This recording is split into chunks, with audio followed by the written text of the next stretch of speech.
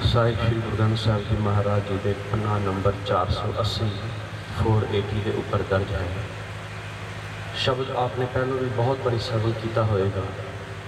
जिस तरह की यदि बहर है, जिस तरह की यदि लेखनी है, कई बारी भुलेखा पै जाता है और आम तौर के उत्ते खलकत दे विच ये गल समझी गई है कि ये शब्द मरग के भोग से पढ़ गए, क्योंकि वर्डिंग की है, तुक की है, कहाँ गए बाबा बोलते ते कहाँ गए।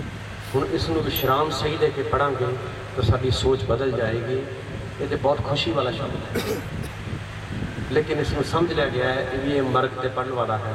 कोई मर जाता है तो रागी सिंह पढ़ते हैं बाबा बोलते ते कहाँ गए, तो सारे समझते हैं पता नहीं कितने मर के चला गया है।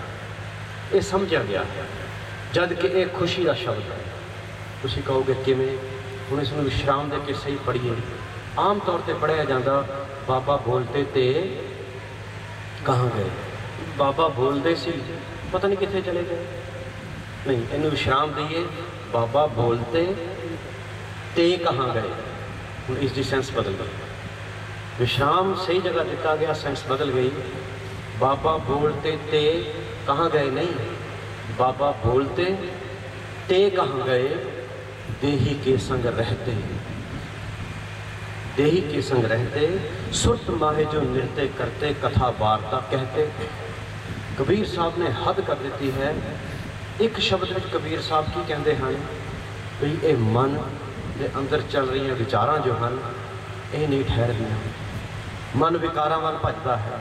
ग्रह तज बन खंड जाइए चुन खाइए कंदा, अजू विकार न छोटे पापी मन मंदा।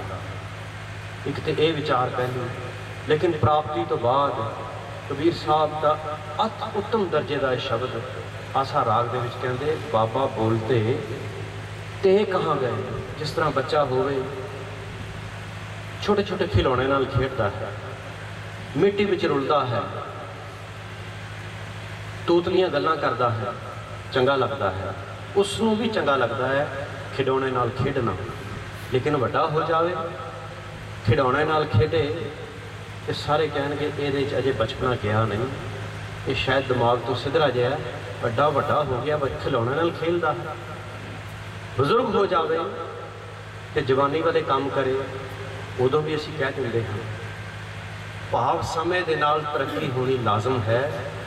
तरक्की दे नाल जो सोच बनती, कबीर साहब कहते मेरे मन दे विच विचारां चलदियां सन देह अध्यास दियां। देह अध्यास हर समय अपने शरीर की गल करनी, हर समय अपने कपड़ियां की गल करनी, हर समय शरीर को सुख देने वाले पदार्थों की गल करनी। उही गल जो अपने शरीर को मन को भावती होवे, हमेशा अपने बारे ही गल करनी। कबीर साहब कहते वो तेरी सोच कित्थे गई हुई, कहाँ गए बाबा बोलते ते कहाँ गए, वो सुरत कित्थे गई तेरी हुई। केड़ी सुरत? देही के संग रहते, जिहड़ी सुरत तेरी हमेशा देह दे नाल ही सी, शरीर में संवारी जाओ, कपड़े वधिया पाई जाओ। अजकल का जो बजट है ना 60-70% फैशन के उत्ते खर्च होता है। फैशन का की मतलब है? देह अध्यास। वधिया तो वधिया डिज़ाइन आना चाहिए है, वधिया तो वधिया कपड़े पाइए ताकि बाकी दूजियां तो अलग दिख सकीए। देह अध्यास। अपने शरीर बारे सोचना, जदों गल करनी शरीर की गल करनी, जदों गल करनी कपड़ियां बारे गल करनी, जदों गल करनी फैशन की। भाव जो विचारां मन दे विच उदों भजियां फिरदियां सन, कबीर साहब कहते कित्थे गईयां? देही के संग रहते, सुरत माहे जो नृत्य करते। सुरत विच इहो जिहियां विचारां नृत्य करदियां सन, भजदियां सन, नचदियां फिरदियां सन। कथा वार्ता कहते, यही गल्लां करदे सन हमेशा। कबीर साहब कहते दसो कित्थे गईयां हैं? तो हद कर दिंदे हैं, शब्द की शुरुआत करते गगन नगर एक बूंद न बरसै, नाद कहाँ जो समाना। इस मन के अंदर उही विचारां भटकदियां फिरदियां सन, नचदियां टपदियां सन। उत्थे परमात्मा का नाम कित्थे टिक सकता है जिथे इहो जिहियां विचारां होण। गगन माहे एक बूंद न बरसै, नाद कहाँ जो समाना, पार ब्रह्म परमेश्वर माधो, परमहंस ले सिधाना। कहाँ गए बाबा बोलते ते कहाँ गए। ਜਦੋਂ ਕਈ ਵਾਰੀ ਨਾ ਵਿਚਰਦੇ ਹੋਏ ਦੁਨੀਆ 'ਚ ਦੇਖੀਦਾ ਹੈ, ਸਭ ਦੀ ਆਪਣੀ ਆਪਣੀ ਸਟੇਜ ਹੈ। ਮਾੜਾ ਕੋਈ ਵੀ ਨਹੀਂ, ਕਿਸੇ ਨੇ ਅਜੇ ਸ਼ੁਰੂਆਤ ਕੀਤੀ ਹੈ, ਕੋਈ ਅਜੇ ਰਸਤੇ 'ਚ ਕੁਛ ਜਗ੍ਹਾ ਪਹੁੰਚ ਗਿਆ ਹੈ, ਕੋਈ ਮੁਕੰਮਲ ਮੁਕਾਮ 'ਤੇ ਪਹੁੰਚ ਗਿਆ ਹੈ। ਵਿਚਾਰ ਸਭ ਦੀ ਆਪਣੀ ਆਪਣੀ ਹੈ। ਸਮੇਂ ਦੇ ਨਾਲ ਇੱਕ ਸੱਜਣ ਸੰਗਤ ਦੇ ਵਿੱਚ ਹਨ, ਜਦੋਂ ਮਿਲੀਦਾ ਹੈ ਬਹੁਤ ਪਿਆਰ ਮਿਲਦਾ ਹੈ, ਬਹੁਤ ਕੁਝ ਸਿੱਖਣ ਨੂੰ ਮਿਲਦਾ ਹੈ।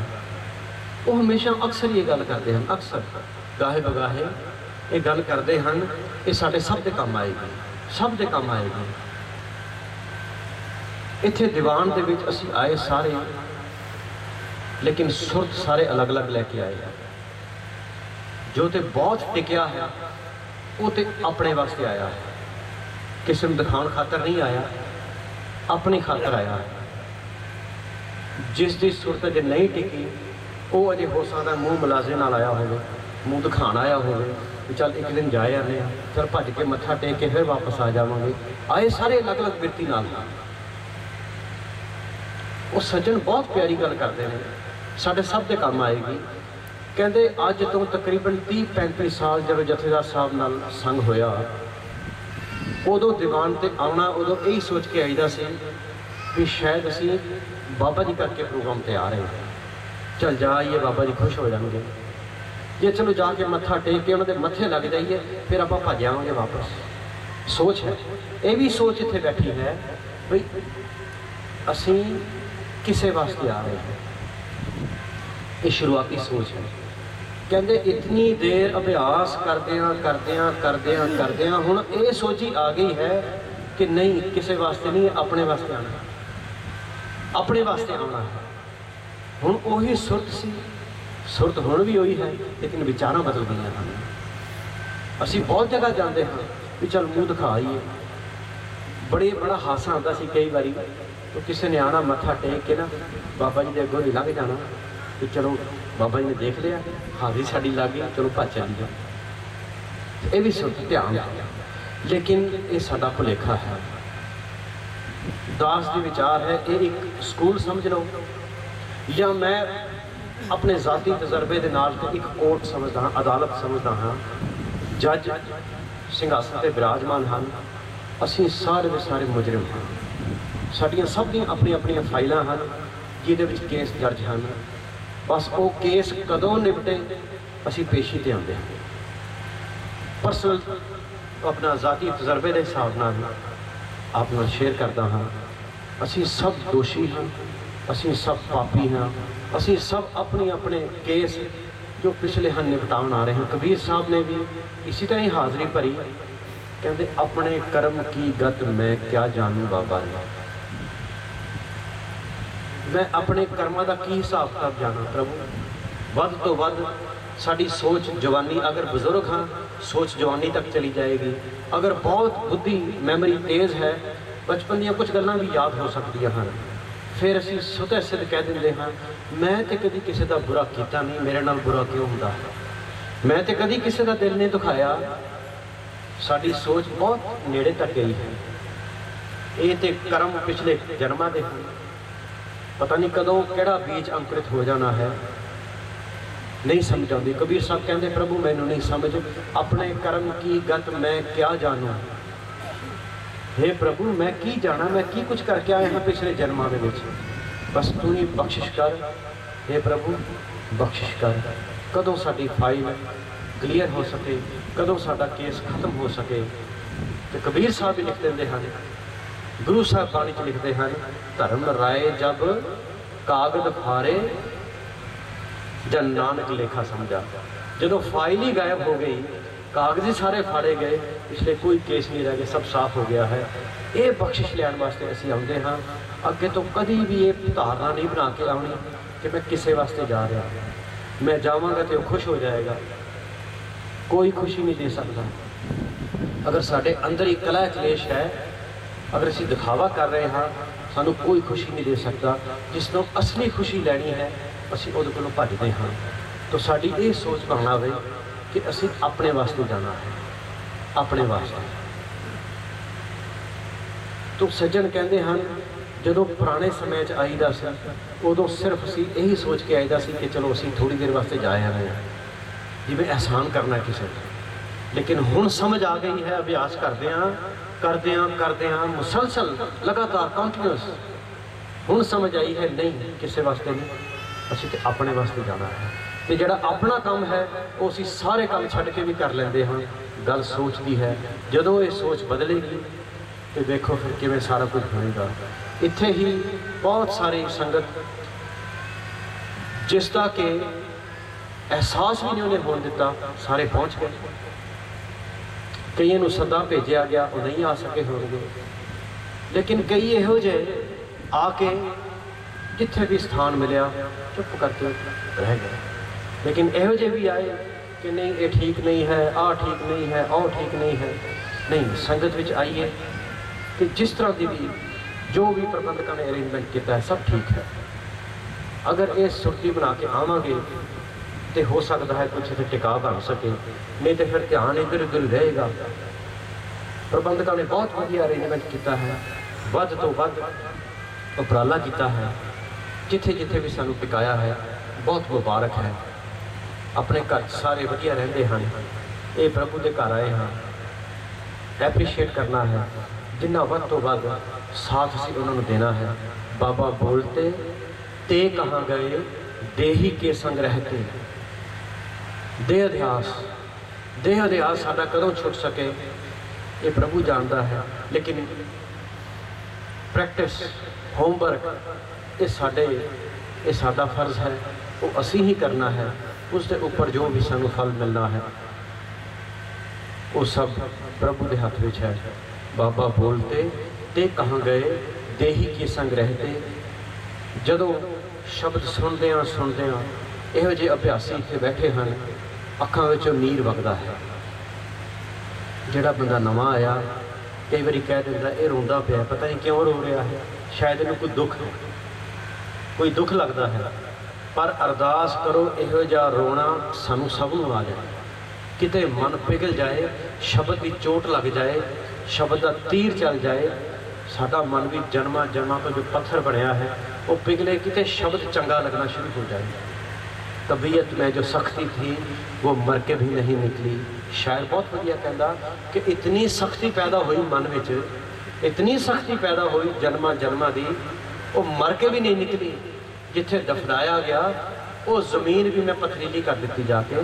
तबीयत में जो सख्ती थी वो मर के भी ना निकली। ज़मीन कब्र खोदी गई अपनी तो पथरीली ज़मीन निकली।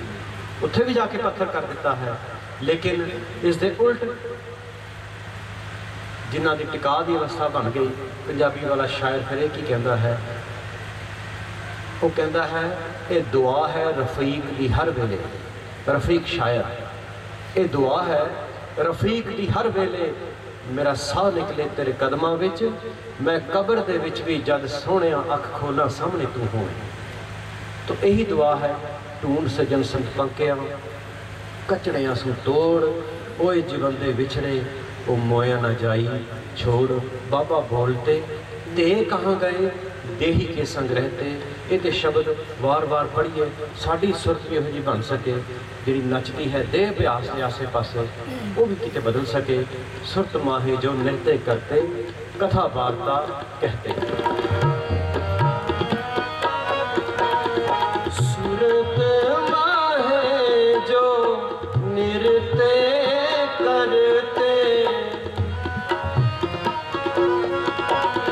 सुरत माहे जो नृत्य करते, कथा वार्ता कहते। कहाँ गए कहाँ गए कहाँ गए कहाँ गए, बाबा बोलते ते कहाँ गए, बाबा बोलते ते कहाँ